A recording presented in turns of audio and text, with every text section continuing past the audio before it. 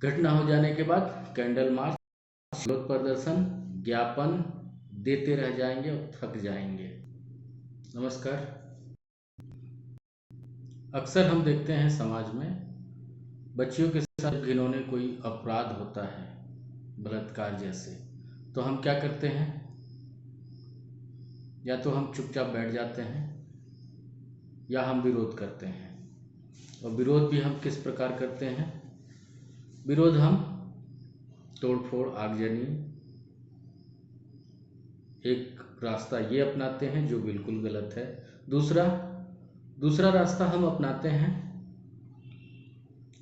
मोहल्ले के मोहल्ले, गांव के गांव, शहर के शहर एक भीड़ लेकर जाते हैं। और हम कहाँ जाते हैं? अगर हमारा जिला मुख्यालय है तो हम कमिश्नर, कलेक्टर और ज़्यादा से ज़्यादा एसपी के पास जाते हैं।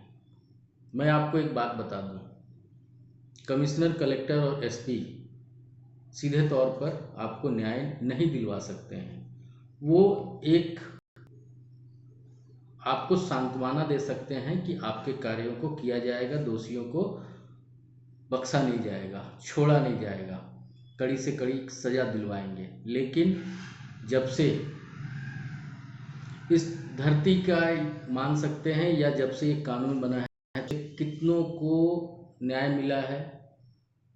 आप किसी पीड़िता से पूछ लीजिए कि बलात्कार होने के बाद अगर उस अपराधी को सजा हो जाता है 7 साल, 10 साल या मानते हैं 20 साल या उम्र कैद, तो भी क्या वो भयमुक्त या बिना उस पीड़ा को याद किए अपना जीवन जी सकती है?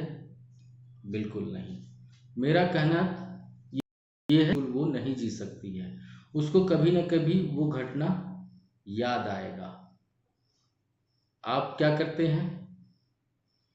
रैली लेकर कलेक्टर, कमिश्नर और एसपी के यहाँ जाते हैं, लेकिन वो आपको न्याय नहीं दिलवा सकते हैं। न्याय कहाँ मिलता है? हम क्या बोलते हैं? I will see you in court, मैं आपको कोर्ट में देख लूँगा। लेकिन आपको ये जानकर दुख होगा कि कोर्ट के पास भी इतना पावर नहीं होता है कि हम किसी को सजा दे सकें, फांसी दे सकें। अगर किसी पीड़िता को, किसी बच्ची की या किसी महिलाओं के साथ अगर बलात्कार जैसे घिनौने अपराध होते हैं तो उसमें मेरा मानना है, आपका भी यही मानना होना चाहिए, फांसी सबसे उचित सजा है। आपने कोई बहादुरी वाला काम नहीं किया है, किसी की अस्थमा लूटी है, उसकी इज्जत लूटी है आपने। आपको फांसी के अलावा कोई सजा नहीं होना चाहिए। अगर हम देश में, समाज में, गली मोहल्लों में भय मुक्त बच्चियों के लिए, महिलाओं के लिए बनाना चाहते हैं तो भारत की प्रथम नागरिक राष्ट्रपति महोदय को एक पत्र लिखा जा सकता है।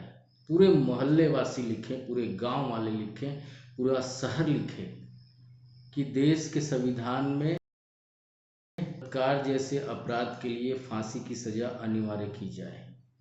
दूसरा, उस आरोपी का पुनर्विचार याचिका करने का अधिकार छीन लिया जाए। तब जाकर देश में, गली मोहल्लों में, समाज में भय मुक्त माहौल बच्चियों और महिलाओं के लिए बनेगा। ऐसा करें आप, तब जाकर हम सही मायने में ये बोल सकते हैं कि बलात्कार जैसे अपराध में न्याय होता है। और वो कानून बनने के बाद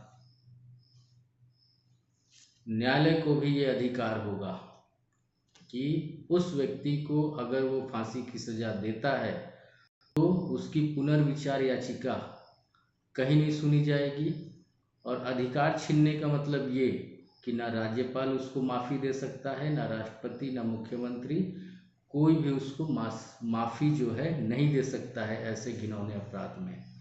ऐसा कीजिए आप, तब देखिए हम अपनी बच्ची को रात को 1 बजे 2 बजे या किसी भी कभी भी कहीं भी अकेले भेज सकते हैं और भय मुक्त माहौल इस देश में सकते हैं। अन्यथा हम यही करेंगे, घटना हो जाने के बाद कैंडल मार्च, विरोध प्रदर्शन, ज्ञापन देते रह जाएंगे और थक जाएंगे। नमस्कार।